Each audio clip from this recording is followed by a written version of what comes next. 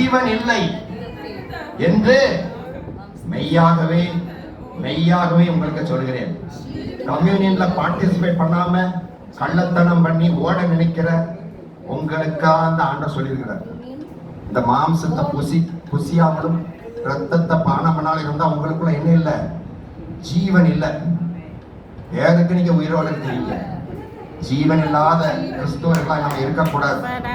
அதனால யாரா இருந்தாலும் சரி, நான் இன்னைக்கு சொல்றேன், ஆண்டவர் தகுதிப்படுத்த கூடாத பாத்திரமும் இல்லை, மன்னிக்க முடியாத பாவமும் இல்லை.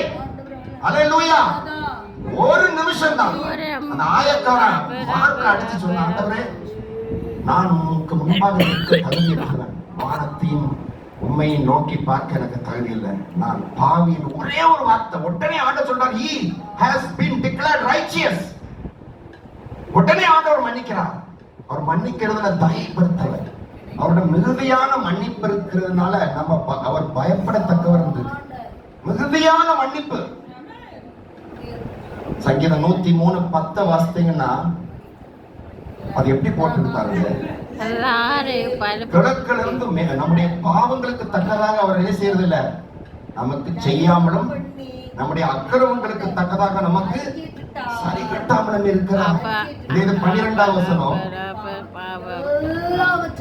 மேற்குக்கும் கிழக்குக்கும் எவ்வளவு தூரமோ அவ்வளவு தூரமாய் அவர் நம்முடைய பாவங்களை நம்மை விட்டு விலக்கினார். ஆமென். அல்லேலூயா. என் ஆத்துமாவே கர்த்தரை ஸ்தோத்திரி, என் முழு உள்ளமே அவர் நாமத்தை ஸ்தோத்திரி. என் ஆத்துமாவே கர்த்தரை ஸ்தோத்திரி, என் முழு உள்ளமே அவர் நாமத்தை ஸ்தோத்திரி.